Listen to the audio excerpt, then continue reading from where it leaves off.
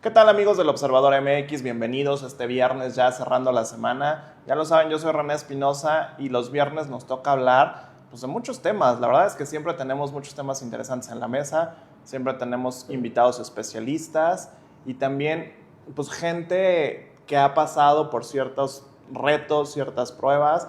El día de hoy justo vamos a hablar de eso, vamos a hablar de un tema bien interesante, como ustedes ya lo vieron en el título, que es la disautonomía. Porque en realidad creo que mucha gente desconocemos, y me incluyo, sobre de qué trata la disautonomía, que además mucha gente la está padeciendo y sobre todo sin saber qué es lo que están sintiendo y sin tener un diagnóstico adecuado. Entonces para eso el día de hoy nos acompaña Erika y ella nos va a explicar desde su experiencia cómo ha sido este reto para ella, cómo ha ido entre médicos, especialistas, gente en el extranjero, justo para lograr tener un diagnóstico adecuado acerca de la disautonomía, cómo tratarla y cómo poder vivir con ella. Pues primero que nada, bienvenida. Hola, buenos días, gracias. La verdad es que me gustaría mucho que nos contaras un poquito cómo inició tu historia sobre este padecimiento que es la disautonomía.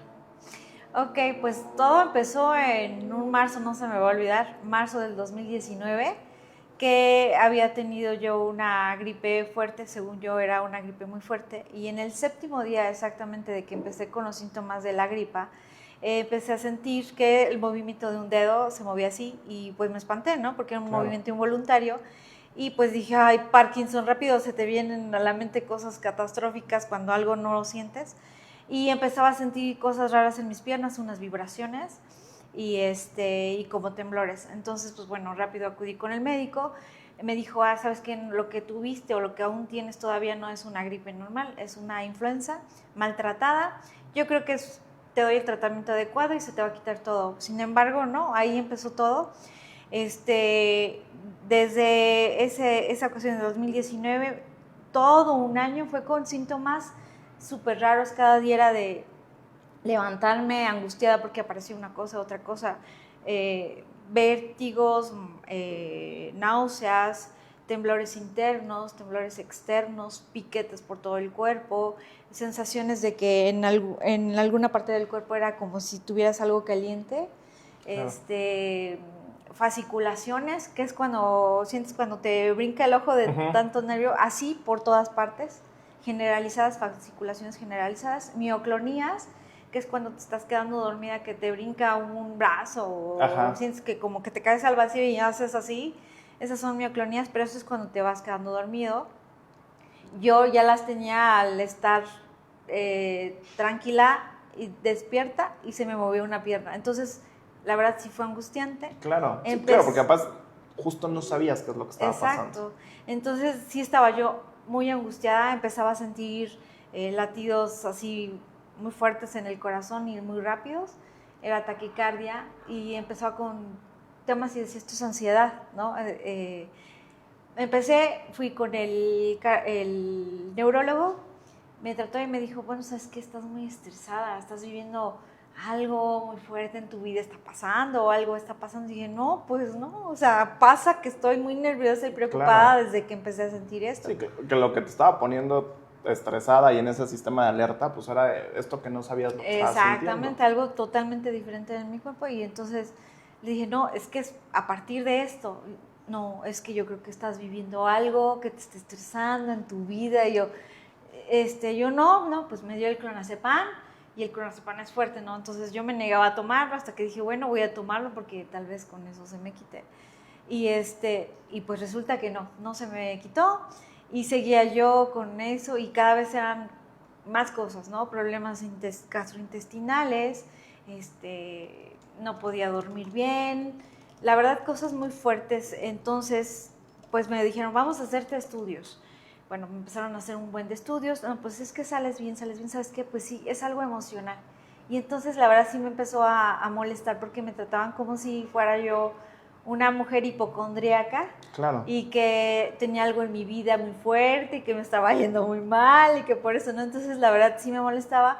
Empecé a ir con otros especialistas y era lo mismo, ¿no? O sea, no, es que sales bien, no, ¿sabes qué? O sea, y supongo que ahí empezó un peregrinar Sí. entre especialistas, o sea, psicólogos, neurólogos, reumatólogos, médicos generales. Exactamente, de hecho fui con neurólogos, 2 neurólogos, me fui hasta la Ciudad de México con otro, él me asustó solamente, me dijo, es que entonces puede ser que tenga ELA, entonces imagínate por las fasciculaciones, claro. Entonces sí me asustó bastante, imagínate un año de ir con especialista en especialista, pero lo que más me preocupó fue que tuve un hundimiento en la pierna, en el muslo de la pierna derecha. Okay. Entonces, eso sí es muy grave, Sí, pues claro. se veía el hoyo y se sentía el hoyo. Entonces, ahí fue donde fui con otro neurólogo y me dijo, ¿sabes qué? Pues es que eso les da a los que tienen ELA. Entonces, esa enfermedad, la esclerosis lateral amiotrófica, sí, claro. es muy fuerte y muy fea. Entonces, me hicieron varios estudios y no, pues no es ELA. Entonces, se quedaban, no sabemos. Y aparte, cada especialista te daba un diagnóstico completamente diferente. Sí, un neurólogo me decía, sabes, es muy probable que tengas lupus. Okay. Otro, no, sabes que es muy probable que tengas como problemas reumatoides, ¿no? O sea, no, y bueno, el chiste es que me hicieron esto, no tienes, entonces es ELA, no tienes lupus. Bueno, a lo mejor es un lupus con un cero, el que es falso negativo, falso positivo o algo, o falso negativo, no sé exactamente cómo, ya se me olvidó. Entonces decía yo, bueno, entonces, ¿qué hago? Claro. Y ya quieren medicarme para tratarme el lupus. Entonces yo cuando no que quise, tampoco era el diagnóstico. Lupus, ¿no? Entonces, porque también me salían ronchas por cualquier cosa, cualquier medicamento me provocaba alergia. Bueno, estaba súper mal. El chiste es que ya me hicieron estudios, un buen de estudios durante más de año y medio, en todo un peregrinar, reumatólogos, internistas, cardiólogos, ninguno. Todos decían que era hipocondriaca, que era cuestiones psicológicas, o sea, bastante feo y complicado. Pero eso ya me estaba afectando bastante emocionalmente también y era un desgaste. Y aparte del dinero, porque por ejemplo en el IMSS, pues no atienden ese tipo de cosas, ¿no? Claro, porque además era justo lo que te iba a decir, todo era con médicos especialistas y todo el mundo sabemos que la verdad es que un médico especialista, no por algo es especialista, y así como es especialista, también los costos de tratarse con especialistas y en médicos particulares son bastante elevados. Desde 1,000 hasta 2,500. Y además toda la serie de estudios que te empezaron a enviar también son estudios muy específicos, muy especialistas. De cráneo, de resonancia de lumbar, resonancia de muchas cosas, ¿no? Y luego sé que, o sea, finalmente en México no logras encontrar un diagnóstico. No, en mi caso fui muy afortunada, la verdad sí, porque después de 2 años y medio o 3 aproximadamente me dieron el diagnóstico, pero fue por un internista que consulté en el Ángeles y él fue el que me dio el diagnóstico y me dijo, ¿sabes qué? Yo sí te creo, checó todos mis estudios, los vio y dijo, sí estás bien en todos, qué bueno, pero todo lo que me dices no es cualquier cosa y hay que creerle al paciente y tratarlo con respeto, porque yo le había dicho que ya había ido con varios. Fui con un reumatólogo muy bueno que me recomendaron aquí en Puebla, no voy a decir obviamente el nombre, pero ese médico me dijo que era una hipocondríaca y que tenía yo depresión. Me mandó con una psicóloga y me mandó un antidepresivo. No, me negué a tomarlo. Claro, porque aparte no era el tratamiento adecuado. Exactamente. Entonces, cuando ya el internista en diagnósticos complicados me da el diagnóstico y me dice, ¿sabes qué? Tienes disautonomía porque me hizo una prueba y así me pasó, me sentó y me estaba, levántate, acuéstate, era cada rato y me puso varias cositas para ver varias cosas y me dijo, ¿sabes qué? Tienes disautonomía y es muy probable que por la disautonomía tengas algunos síntomas, la mayoría, pero quiero checar y corroborar que no sea esclerosis múltiple porque tengo muchos síntomas que tienen algunos que tienen esclerosis múltiple, que tienen a diario, o sea, no como cuando tienen sus crisis o sus... Pero en el caso, a veces sí tengo síntomas como los que tienen la esclerosis múltiple. Entonces me dijo, ¿sabes qué? Necesitamos descartar y todo, pero de alguna manera cuando me dijo eso, sentí un alivio porque decía yo, no soy yo, porque había un momento en el que decía yo, soy yo, tal vez sí estoy hipocondríaca, tal vez entonces sí estoy mal emocionalmente. Ya hasta yo me la estaba creyendo de tanto que me decían y me decían y me decían, ¿no? Hasta que me dijo el médico y dije, por fin sé lo que tengo. Claro, porque llega un momento en el que yo creo que sí te cuestionas, ¿no? Sí. O sea, hay tantos médicos y de pronto te empiezan a decir que si eres hipocondríaca, que si solo está en tu mente, que... Y yo creo que al no encontrar un diagnóstico adecuado, que por eso es muy importante siempre tener un buen diagnóstico, pues empiezas hasta tú misma a dudar de realmente si lo que sientes sí es un tema físico o es un tema meramente sí, mental, ¿no? Exacto. Pero entonces, sí. después de esto, sé que tú buscas a un especialista fuera de México y empiezas como a seguir ya un tratamiento más adecuado y ya además con un diagnóstico correcto.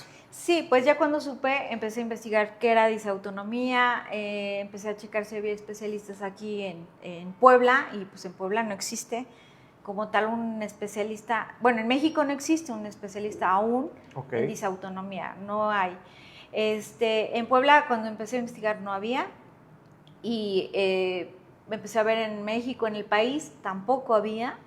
Entonces dije, bueno, ¿y entonces qué hago? Entonces, claro, ahora otro reto, ¿no? Sí, ya tengo un diagnóstico, ¿y ahora pero qué hago? ¿quién me va a tratar? Exacto, entonces empecé a investigar y todo, hasta que di con una página que es la Fundación de Panamá en Disautonomía, donde es uno de los países que yo sé, y también Estados Unidos, que han hecho investigaciones con respecto a la disautonomía, han invertido y todo, pero son Panamá y Estados Unidos.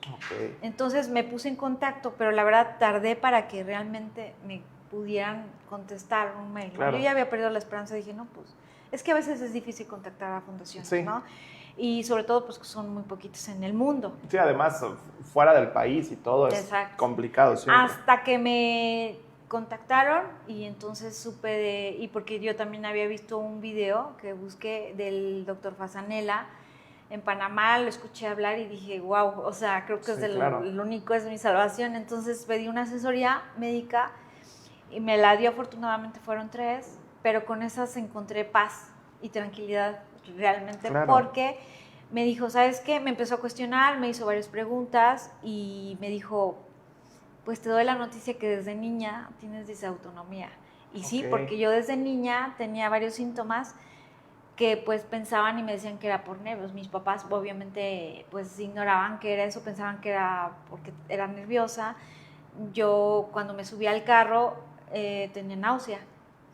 Cuando hacía mucho calor no me gustaba porque me sentía con mucho sueño. Y siempre, uno de los síntomas que toda mi vida he tenido es que siempre tengo sueño.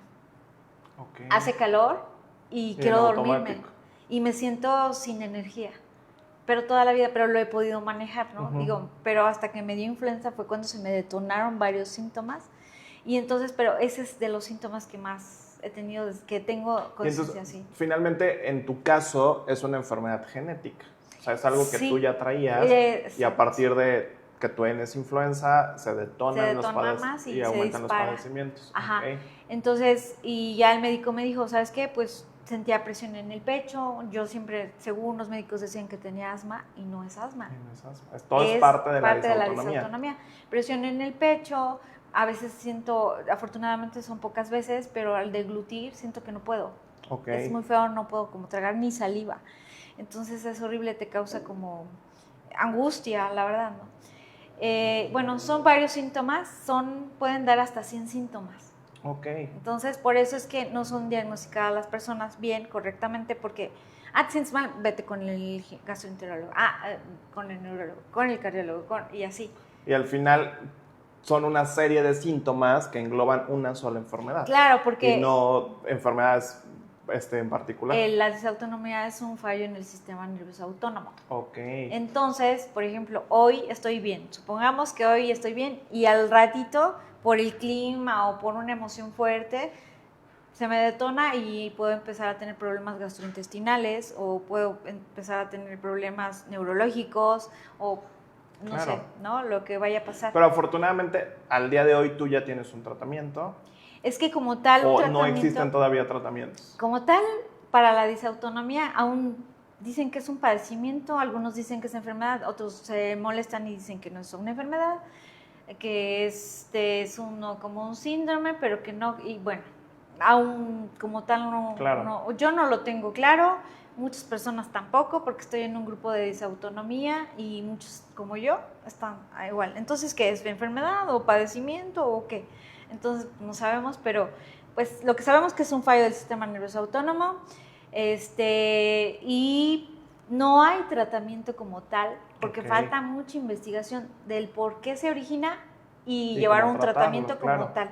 Sí te dan medicamento, obviamente, para problemas gastrointestinales, neurológicos, no sé. Y sobre todo creo que lo más importante es ya saber identificar, para empezar, qué es lo que tienes.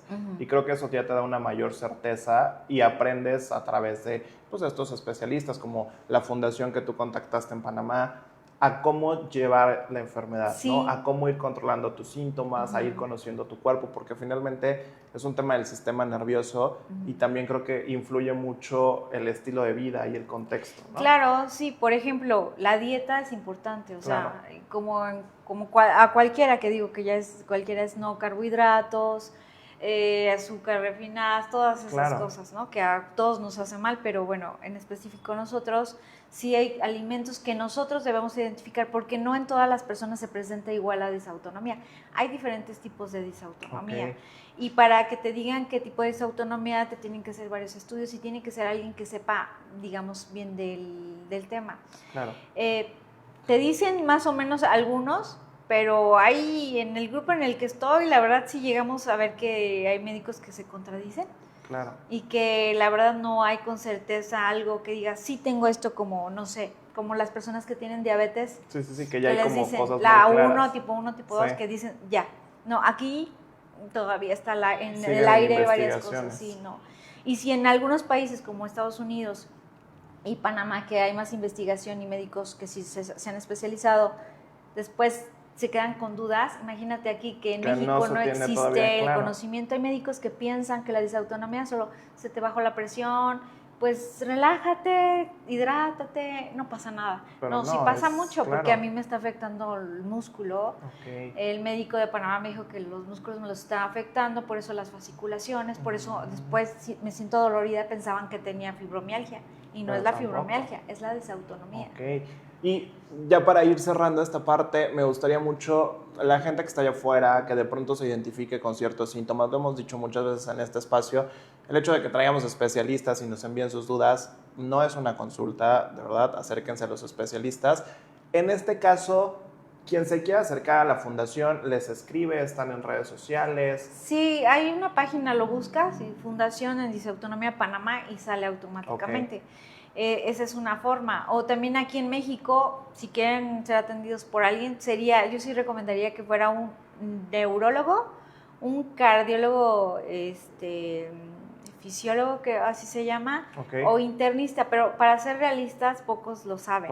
No son como tal especialistas, pero sí, antes de pedir una consulta, sería preguntar, ¿sabe de disautonomía? Si no, entonces la verdad no tiene caso que yo asista, ¿no? Claro. Porque yo antes de hacer una consulta, si quiero ir a un especialista, ¿sabe de disautonomía?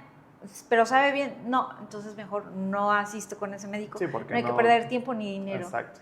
Y nos comentabas que perteneces a un grupo. ¿Este grupo está abierto para más gente, para quienes quieran acercarse y tengan dudas? Sí, solo que hay un tema en el grupo. Es un grupo que se llama Aliados por la Disautonomía, es un grupo de WhatsApp, y también están en redes sociales también. Perfecto. Pero aquí el tema es que a veces yo tuve que salirme, porque a veces en lugar de generarte paz, te genera peores cosas, claro, ¿no? Porque son escuchas que unos días diferentes historias de vida, porque hay personas que tienen disautonomía secundaria y no primaria.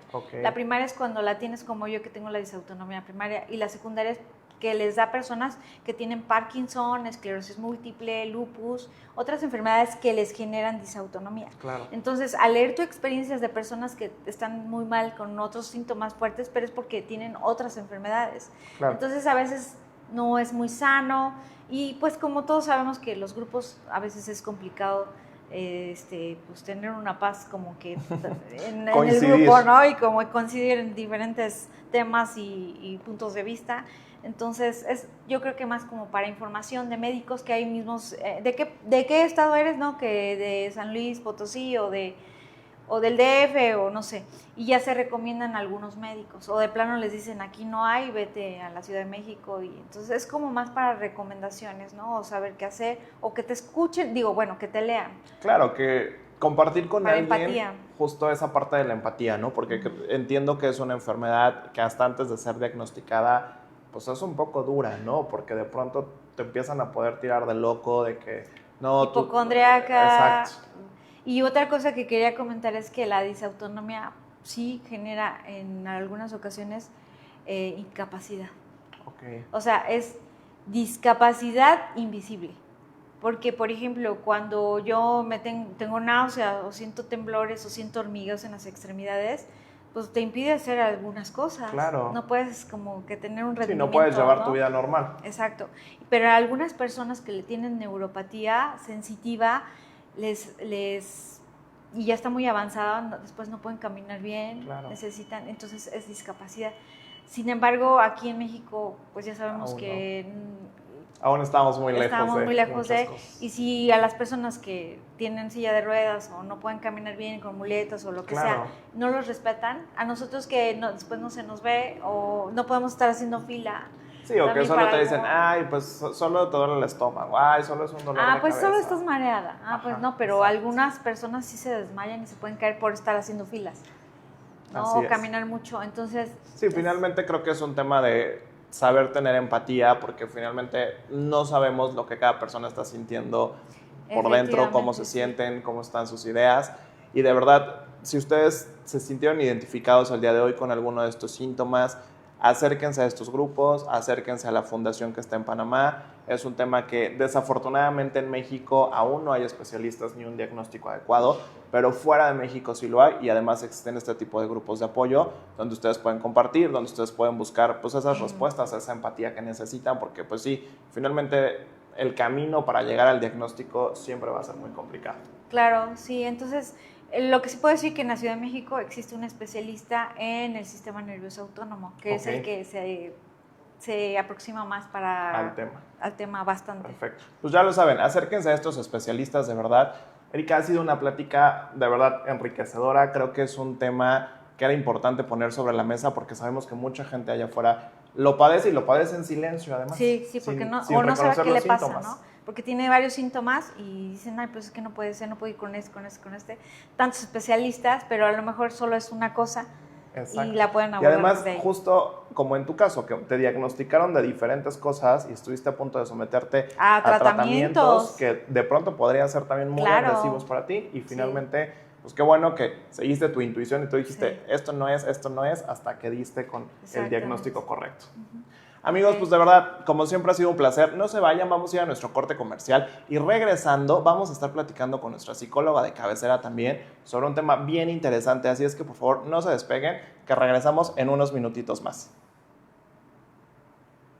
Puebla se llena de mezcal y amor. Del 11 al 14 de septiembre vive la magia ancestral en el Encuentro Nacional de Mezcal Puebla 2025, donde mezcaleros de todo México se reúnen para celebrar nuestras raíces. Disfruta el Campeonato Nacional de Mixología, la carrera del mezcal, el premio al mejor mezcal, talleres, foros y muchas cosas más. Ven y brinda con nosotros. Para todo mal, mezcal. Para todo bien, también.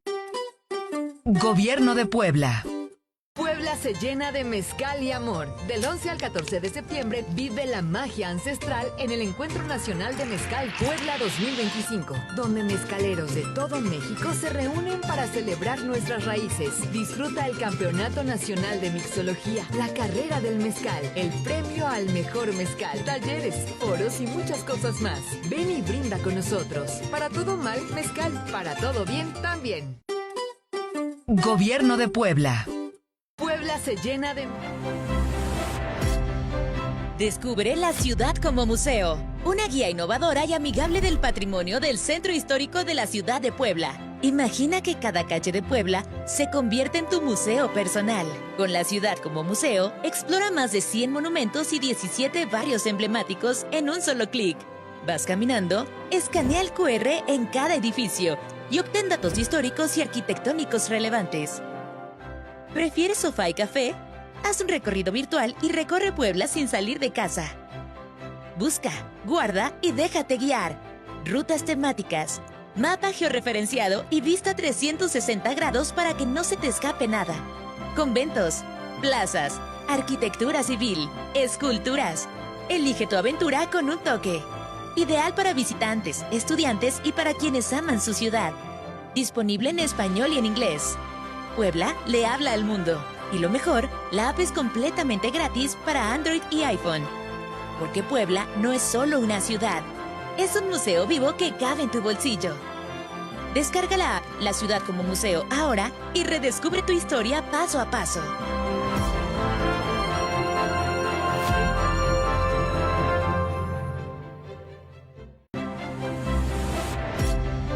Descubre la ciudad como museo. Una guía innovadora y amigable del patrimonio del Centro Histórico de la Ciudad de Puebla.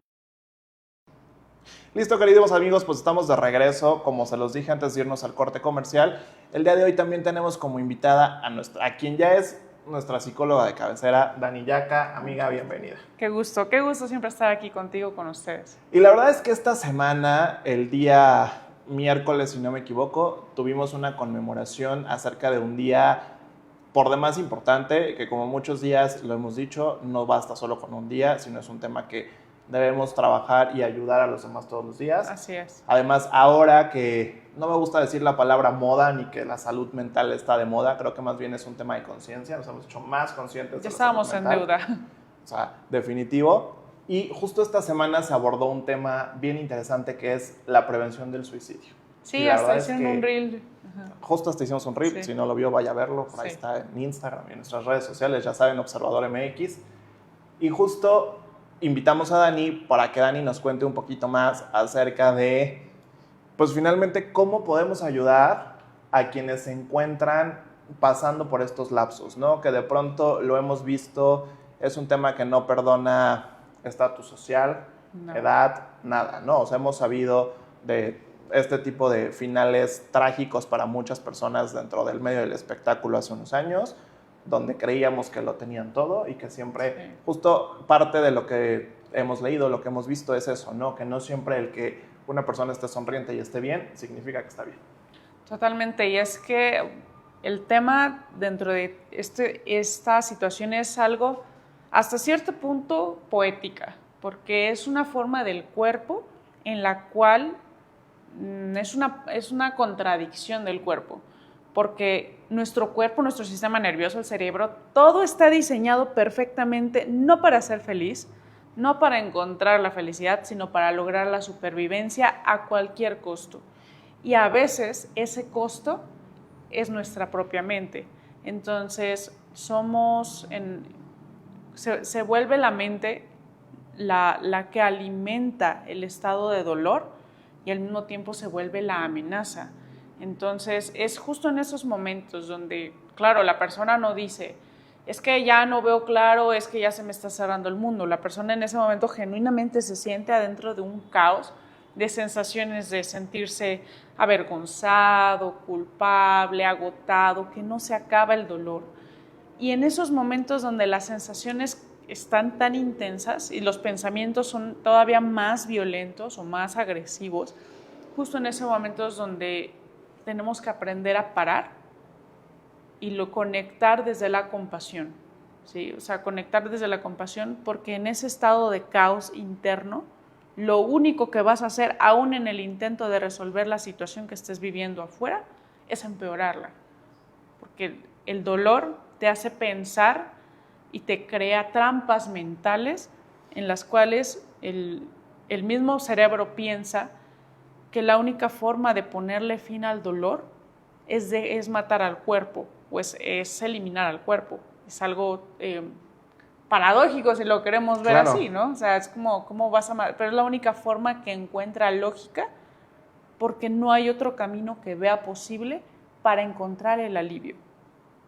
Y esto viene a través de de una depresión, ¿no? O sea, Sí. vienes de un estado de depresión, vienes de un estado de ansiedad muy fuerte, que muchas veces si es una depresión, quiero entenderlo si no me corriges, una depresión maltratada o una depresión no identificada puede terminar en esto. Sí, claro. De hecho, todo empieza, toda esta bolita de nieve, ahorita incluso que escuchaba a tu entrevista anterior, sí, o sea, de alguna manera todo nos lleva, sí a la mente, pero principalmente a las sensaciones, ni siquiera a las emociones, a las sensaciones que están alrededor, Claro. como, no Que sé aparte si- se intensifican, ajá, ¿no? Exacto, va en aumento. Es como, no sé si has oído este concepto que a veces dicen, es que me siento sucio y me bañé y me sigo sintiendo sucio. Esa sensación que no se quita es a veces lo que hace que la persona quiera, a lo mejor no es sentirse sucio, a lo mejor es sentirse avergonzado, pesado, abrumado.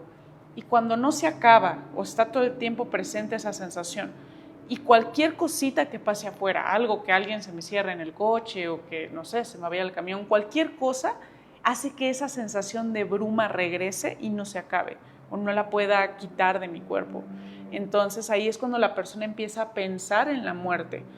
Nosotros le ponemos el nombre de ansiedad o le ponemos el nombre de depresión y lo dijiste perfecto. La depresión es una ansiedad mal gestionada o empieza a través de una ansiedad mal gestionada. La situación de la disautonomía también es una reacción del cuerpo a un estado de peligro no identificado. Vamos a aprovechar, por ejemplo, acá que tenemos el adorno de los animalitos, que está ideal. Aquí en modo didáctico. Exacto, aquí vamos a aprovechar. Pipo aprende a trabajar con su ventana de tolerancia, ¿no? Todos tenemos una ventana de tolerancia al estrés. Okay. ¿Hay algo que me quieras preguntar antes de que vaya hacia allá? No. Okay. La ventana de tolerancia al estrés son la forma en que nosotros lidiamos con los pensamientos, sensaciones, dolores físicos, emociones. Y entonces, bueno, cuando estamos regulados, es decir, en el aquí y en el ahora, cuando estamos pensando con claridad, cuando podemos resolver problemas, cuando puedo pensar 1 más 1 son 2, y no de manera automática, sino analizar. En ese momento podríamos decir que mi cerebro y mi sistema nervioso está regulado. Okay. Está en línea.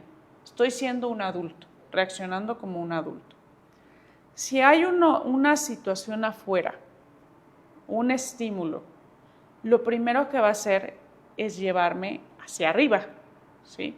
A un estado de ataque o huida. Vamos a aprovechar los animalitos. Piensa, por ejemplo, en, ¿qué será? Un mamífero. ¿Qué hay aquí? Un camellito. Bueno, cualquiera de estos. Un animalito que anda ahí, por decir, en la selva. O un conejo, una ardilla, que está a lo mejor comiendo, feliz, incluso en manada o solito. Está feliz tomando agua y de pronto a lo lejos, vamos a pensar tal vez como, no sé, en un conejo, ¿no? Y a lo lejos hay un zorro. Y el zorro desde lejos está observando al conejo, está calculando sus movimientos, está ya de todos los conejos que había, eligió uno. Entonces, el conejo que estaba bien feliz, de pronto ¡puc!, se detiene. Claro. Y empieza a sentir peligro. Entra en este sistema de alerta. Exacto, que es el sistema nervioso simpático. Ok. ¿Sí? Se empieza a activar el latido cardíaco. Y ustedes vayan haciendo conexión con a qué se parece esto. Se empieza a acelerar el latido cardíaco. Se va la sangre a la parte superior, a las patas de arriba o a las manos, o se va abajo, a las piernas, cualquiera de los dos. Entonces, no en la mente del conejo, no. Su cuerpo claro, empieza a reaccionar. Exacto, empieza a reaccionar y tiene que decidir en muy pocos segundos si se echa a correr a buscar un refugio o si tiene la fuerza para pelear contra esta amenaza que no está viendo, no la ve, solo la siente. Sus vellos se erizan, su respiración se acelera, sus sentidos están al máximo, escucha todo con más intensidad, huele todo, está como que su mirada está centrada en el aquí y en el ahora con mucha intensidad, ¿sí? díganme por favor a qué se le parece esto. Si ustedes han vivido una situación así donde de la nada de pronto, ¡puc!, latido cardíaco se acelera, me empiezan a temblar las manos o las piernas, aunque no esté pasando nada, ¿sí? Es que de pronto algo pasa y no sé, no me contestan y me empiezo a poner nervioso, me empiezo a poner angustiado y bueno. Cuando el animalito, cuando el conejito no puede ni correr a buscar un refugio porque eso lo expone más, ni puede tampoco pelear contra la amenaza porque no tiene tanta fuerza, entra un tercer sistema, ¿sí? Ok. Este tercer sistema, a ver, ¿cuál te imaginas que es? Híjole, no sé. No quiero bloquear de ahorita que andas ahí enfocado, pero es lo que conocemos como el tieso. Ok. Me hago el muerto. Era lo que te iba a decir. O sea, o la otra opción es dejar que el miedo te paralice. Sí, exacto, justo porque esa es la última reacción y es la que permite mayor supervivencia. Ok. ¿Sí? Y llega al cuerpo, tiene una descarga intensa de adrenalina donde su cuerpo se bloquea, se tira al piso, pareciera que está muerto porque su latido cardíaco casi no se percibe, toda su respiración al mínimo, su corazón al mínimo, sus órganos casi están quietecitos, pero para poder tener este estado de quietud se requiere una descarga intensa de energía y eso ayuda a que si el animal es devorado no sienta dolor, pero si hay una oportunidad, que el zorro va por él, lo caza, pero se distrae por ir a buscar a las crías o algo, el conejo en la primera oportunidad, como no estaba totalmente apagado, sino en stand-by o en modo de espera, agarra carrera y se pone a salvo. Claro. Esa es la principal función del sistema nervioso parasimpático, bloquear. Pero en el caso Ajá. de los humanos, si dejas que el miedo te paralice, o sea, finalmente nadie va a venir a devorarte. Claro. O sea, todavía no llegan los zombies. Pero, o sea, ¿qué haces cuando dejas que, o sea, como que ya te dejas llevar por el miedo, dejas que el miedo te paralice y a partir de eso, ¿cómo reaccionas? O sea, ¿eso puede terminar en un final trágico o ahí cómo reaccionas? Bueno, hay que entender, y les doy este preámbulo del conejo, porque es así como tenemos que entender nuestra ventana de estrés. Es así como estoy pensando que esta amenaza es más grande que yo o es más chica, ¿sí? O es algo con lo que puedo lidiar. Claro, y además, sí, muchas veces, en este caso, pues finalmente el conejo, que es una presa, ve a su depredador. Pero muchas veces estos ataques de ansiedad, estas crisis de depresión, finalmente el depredador vive dentro de nuestros pensamientos. Totalmente, exacto. O sea, no tenemos como tal enfrente a un depredador. Sí, es como la base de nuestro cerebro, que es la supervivencia. Todo se filtra por la supervivencia, todo.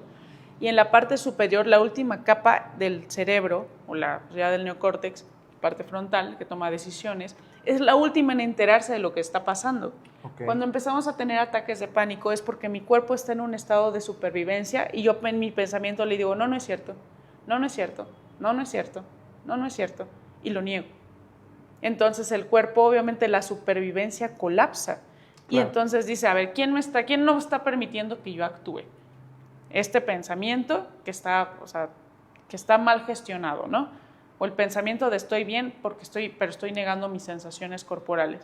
Entonces el cuerpo se rebela, quita de en medio el pensamiento y es cuando uno tiene entonces ataques de pánico, que se pone a llorar desconsoladamente, que empieza a sentir una sensación de despertar en la noche, que empieza a sentir justo como de pronto tengo como mucho pánico, se apaga el cuerpo.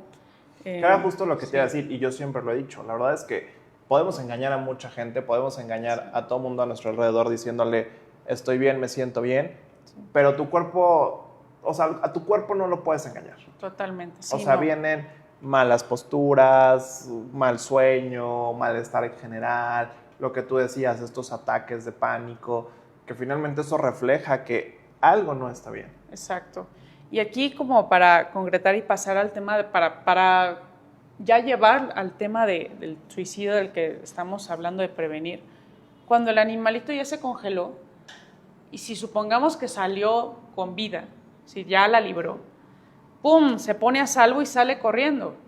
Y ya que está en un lugar donde ya la situación bajó, ya hay menos tensión, ya se siente a salvo, literalmente se sacude, de verdad se sacude el cuerpo. Y vamos. Sí, y ya se quita todo el exceso de energía y de adrenalina y de tensión y puede seguir con su vida como si nada, y no hay ningún rasgo de trauma.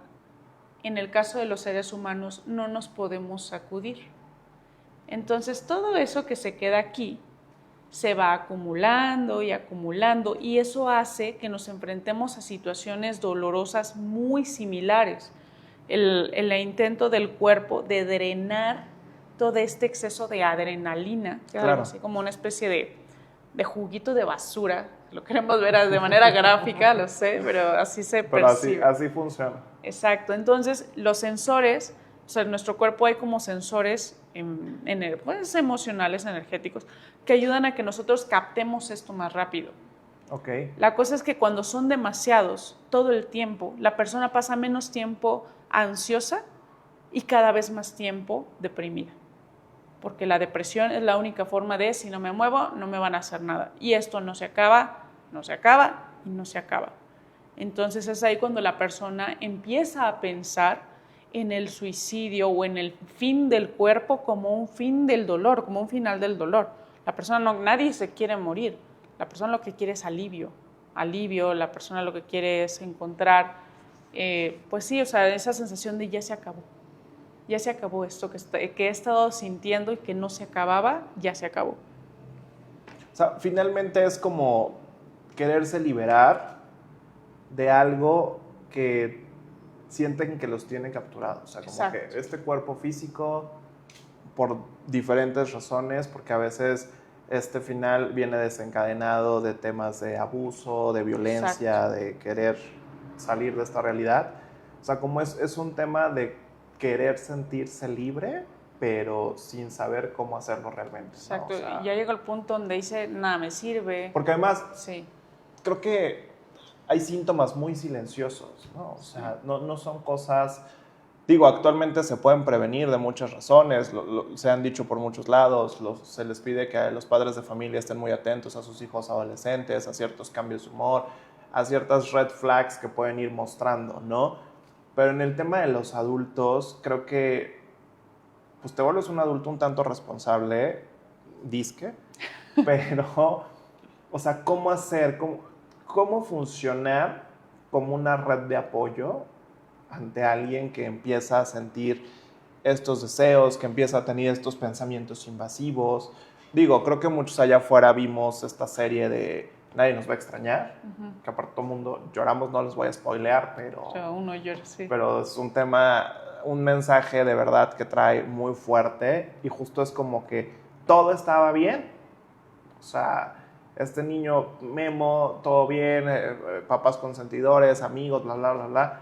Pero justo lo que nadie sabía es que detrás él traía una depresión muy fuerte y decide terminar con su vida. Y pues la verdad es que todo el primer círculo, tanto amigos como familia, es como que nadie se dio cuenta, nadie sabía que lo necesitaba. Entonces, ¿cómo podemos, como una red de apoyo, ayudar a alguien que está atravesando por estos episodios? Bueno, primero, uno aprender a estar tranquilo, ¿sí? Porque a veces, justo lo acabas de decir, es una persona que a lo mejor vive en lo que uno puede pensar en medio del privilegio. Al final la depresión no le importa. Sí, claro, hay temas psicosociales que influyen, por supuesto que sí, hay temas hereditarios, por supuesto que sí, pero al final no es un tema de qué tan grandes son mis problemas, sino es un tema de qué tanto yo he cedido el poder ante ellos, ¿sí? Qué tanto yo he ido renunciando a mi poder a cambio de podríamos decir, que este dolor aumente, ¿sí? Claro. Por no enfrentar batallas pequeñas, a veces las batallas se van haciendo muy grandes. Pero, de vuelta, la depresión ni la ansiedad no conoce de clases sociales, porque al final en todos lados hay situaciones que resolver, hay situaciones que nos causan miedo, que nos da miedo el conflicto, que nos da angustia. Con más o menos recursos nos buscamos problemas a nuestro mismo nivel de conciencia. Sin embargo, lo mejor que podemos hacer es en ese momento estar tranquilos, por lo menos saber qué hacer, no mostrar susto, no mostrar como un exceso de angustia, porque entonces eso aumenta la culpa de la otra persona, sino más bien estar centrados, ofrecer una mirada compasiva que no es lástima. La compasión no es lástima ni es perdonarte todo. La compasión es te veo con amor incondicional, pero también con mucha dignidad, ¿sí? Cuando puedo desarrollar esa mirada compasiva hacia mí, es mucho más fácil mostrarla hacia los demás. Okay. Ahora, el hecho de que una persona se acerque y te cuente y tú pongas sobre la mesa si en algún momento ha pasado por su mente, no es algo malo, por el contrario, ayuda, alivia un montón, porque ya cuando la persona puede hablar de que sí, la verdad sí ya he pensado en la muerte, en automático hay recursos positivos que se empiezan a gestionar dentro de la persona. Paréntesis, el hecho de que la persona lo hable todo el tiempo y no haya un acompañamiento adecuado, entonces ya hablamos de otra dinámica, o sea, hablamos de otra situación. Pero lo ideal es que ya que la persona lo habló, ya lo conversó, hay un alivio. Hay un alivio hay alguien que me está escuchando, que no se va, pero al mismo tiempo no me deja, pero al mismo tiempo me está haciendo sentir que soy importante. Sí, que soy importante sin palabras. Sí, eso es la compasión, estar y sobre todo creo sin que palabras. Un tema de no me juzga, ¿no? Exacto. Porque finalmente son personas que tienden más bien a estar muy perceptibles, muy sensibles respecto a cualquier juicio de valor que puedas hacer al final de lo que ellos están sintiendo. Entonces creo que también es importante lo que tú decías, aprender a ser compasivos y no confundir la compasión con lástima. Exacto. Porque muchas veces de pronto es como de que, no sé, pues no sé, solo fue porque te dejó el novio, no te deprimas, échale ganas. Claro. O sea, no es un tema de echarle ganas, lo hemos dicho muchas veces aquí, ¿no? O sea, si tú ves a alguien que está en un tema de depresión, de ansiedad, o sea, no creas que decirle échale ganas, claro, funciona. Es más, a veces hasta empeora porque la persona dice, pues ya le eché ganas, ya qué más ganas quieres que le eches. Bueno, sí, solo estaba esperando que me vinieras a decir que le echara ganas, porque nada más no le he echado ganas porque no claro, me he inspirado. Qué bárbaro, qué bruto, qué animado. Y además, creo que también es importante decirlo, o sea, sí seamos un buen sistema de apoyo, como nos decía Dani, tengamos esta compasión, tengamos esta presencia, pero sobre todo creo que es muy importante que si la persona no ha querido acercarse a un especialista, seamos nosotros quienes les ayudemos a llegar con un especialista, porque finalmente, por más mejor amigo que podamos ser de la persona, pareja, hermano, familiar, el parentesco que tengamos con ellos, creo que la mejor solución es poderlos encaminar a las manos de un especialista. Sí, y la verdad es que a veces hasta da coraje el darnos cuenta cómo una situación que vemos tan complicada, tan grande, al desmenuzarla y al acomodarla por partes, pues nos pudimos haber ahorrado muchos años de dolor, muchos años de sufrimiento, que justo por no querer sentir que nos tienen lástima, justo por no querer pedir ayuda, justo porque nos enseñaron a no ser pedinches, por todos estos conceptos e ideas, pasamos muchos años a veces pasándola mal y sufriendo, y son años de nuestra vida que podríamos vivir totalmente en otro lado, o sea, viviendo bien, disfrutando, pero cuando el dolor lo dejamos tomar el protagonismo y le hacemos caso a lo que nos dice, a los pensamientos de no te quieren, no le importas, si le importaras actuaría diferente, es porque tú tampoco pones de tu parte. Porque justo eso te decía, es que tú no le echas ganas, sí. Es que tú no pones de tu parte. O sea, creo que en alguna ocasión anterior ya platicamos del tema de saber poner límites y de dónde viene el no saber poner límites. Sí. Y justo ahorita tocabas un tema bien importante, que es que no sabemos pedir ayuda, o sea, de ningún tipo, y mucho menos cuando nos vemos vulnerables. O sea, si yo me siento mal, si yo me siento deprimido, no nos han enseñado a pedir ayuda, porque es como, no, tienes que ser fuerte. Claro. ¿Cómo crees? ¿Cómo le voy a ir a decir a mi amigo que me siento triste por X cosa? Claro, y no sabe, al final de cuentas, la persona puede pensar que cómo una cosa tan pequeña me está haciendo sentir así, pero lo que no ve es que son años. Exacto. Son años de estar a veces moviendo o empujando una bolita de nieve, y a veces el acercarte a una persona que tiene la posibilidad de acompañarte. O sea, la mejor forma de regularnos, poniendo de nuevo como ejemplo del conejito y del zorro cazador, es una de las mejores formas de regularnos cuando estamos hacia arriba, muy tensos o muy nerviosos, o hacia abajo, congelados, bloqueados, fastidiados, deprimidos, con nuestro estado de ánimo así como tensos, cansados, pero al mismo tiempo tristes. Lo mejor que podemos hacer es buscar una mirada de acompañamiento. O sea, no necesariamente hablar de lo que te está pasando, o sea, sí, por supuesto que sí, pero me refiero a que puedes salir y buscarlo como una estrategia de regulación. El acompañarte de amistades, el acompañarte, aunque sea el ir a tomar un café, el ir a hacer como vamos a pintar un cafecito, ¿no? O sea, Justo. algo que no tiene que ser todo el tiempo relacionado con hablar de cómo te sientes, también alivia. Sino como solo Sí. el tema de distraer la mente. Porque la mente puede ser brillante para muchas cosas, pero creo que igual de como es de brillante para crear cosas extraordinarias, es igual de brillante para llevarnos a Sí. escenarios totalmente oscuros y catastróficos. Y a veces creo que el salirte de tus pensamientos sin necesidad de estarle diciendo a la gente, me siento mal por esto, me siento mal por aquello, sino como dices, cambiar un poco tu rutina te sirve a cambiar por completo tus pensamientos. Lo dijiste, o sea, siempre le das con las palabras Yo, correctas. miren, hubiera o sea, sido psicólogo. Hijo, mano. Es que llegas y pones unas palabras que digo, no lo pudiera yo haber dicho mejor. Justo, o sea, es que nosotros lo vemos de cierta forma como distraer la mente, pero visto desde el campo de las neurociencias o visto desde el campo del psicotrauma, es una forma de aliviar la parte emocional y de estimular la parte prefrontal. Es una forma de decir, el estar en el aquí y ahora pintando, el estar en el aquí y ahora escribiendo, el estar, aunque sea de escribir lo que estoy viendo a mi alrededor, o sea, no tiene que ser escribir algo específico, pero el simple hecho de estar en el aquí y en el ahora ayuda a que nuestra parte prefrontal, o la parte que toma decisiones de manera más racional, pueda ir tomando un poco más de control. Porque cuando estamos en este mundo emocional, ¿sí? Es como un caballo que se mueve, que anda corriendo solo, ¿sí? Que el jinete no tiene experiencia, entonces lo único que puede hacer es abrazar al caballo, y te lo prometo, que si tú no tienes una correcta gestión emocional, si niegas tus emociones, te lo prometo que es mucho peor si las niegas que si las sientes, ¿sí? Cuando... Claro.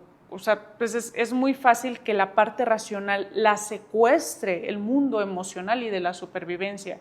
Y lo dijiste ahorita con las palabras precisas, o sea, la mente es muy buena aliada cuando la diriges, pero muy mala coordinadora, pésima coordinadora, porque te va a llevar a los lugares más oscuros innecesariamente para protegerte de algo que ella misma a veces provoca. Claro, ¿sí? Exacto. Y que además nos provocamos si nos dejamos caer ahí. Exacto, o sea, debemos también ahí tomar el control nosotros. Exacto. Y como siempre lo hemos dicho, de verdad, estos espacios están diseñados justo para que quienes allá afuera se identifiquen, se acerquen con los expertos. Dani Yaca, una extraordinaria psicóloga aquí en Puebla, a la que pueden visitar. La pueden seguir a través de sus redes sociales. Está en Instagram como Psicología y más. Psicología-y-más. Constantemente tiene buen contenido, tiene webinars, hace clases virtuales de diferentes casos. De verdad, si ustedes están buscando un especialista, si saben de alguien, que además lo hemos platicado también muchas veces, uno no llega con el psicólogo como que, ay, venía caminando y vi que decía psicólogo y me metí. Siempre llegamos a través de una recomendación porque a alguien más ya le funcionó. Entonces, tomen nuestra recomendación y de verdad, si ustedes conocen a alguien, si ustedes mismos empiezan a tener estos episodios de ansiedad, de miedo, no dejen, o sea, número uno, no podemos solos. Claro. O sea, de ahí no podemos salir solos. Por más ganas que le echemos, no podemos salir de ahí. Y número dos, acérquense a los especialistas. En este caso, Dani Yaca, de verdad, una extraordinaria psicóloga, tiene diferentes tipos de psicoanálisis, ya lo hemos platicado. Si usted tiene cualquier duda, escríbale a través de sus redes sociales. Ahí siempre está subiendo videos bien interesantes de diferentes cosas que nos ayudan para ir aprendiendo, y seguramente va a compartir muchas de las cosas que ya platicamos durante esta entrevista, que siempre lo hace. Amiga, como siempre, nos encanta tenerte aquí. Un placer, la verdad. Muchas gracias por la invitación, y si tienen alguna duda, hay mucho contenido gratuito. Igual pueden consultarme, mandarme un mensajito, y bueno, igual cualquier duda con mucho gusto se puede aclarar. Lo más importante es aquí ser congruentes y entender que si estás pasando por una situación así, de verdad no te esperes. No te esperes a que la situación se haga más grande y te lleve a un límite, ¿sí? Están mis redes sociales, cuando quieran, como Psicología y Más, puedes contactarme y con mucho gusto te voy a responder, ¿de acuerdo? Pues ya lo saben, de verdad, y ya saben que es una de las especialistas de la casa, que la tenemos aquí normalmente cada 15 días, así es que la vamos a tener de regreso aquí cada 15 días. Ya tenemos por ahí varios comentarios seguramente acerca de qué quieren que tratemos dentro de 15 días, porque el tema de la salud mental creo que es un tema, como lo decíamos al inicio, no está de moda, sino que empezamos a crear conciencia de que así como atendemos la salud física, y lo platicábamos en el bloque anterior acerca de la disautonomía, también tenemos que tratar la salud mental, porque de nada sirve que mi cuerpo físicamente funcione bien si aquí arriba traigo una pelea constante.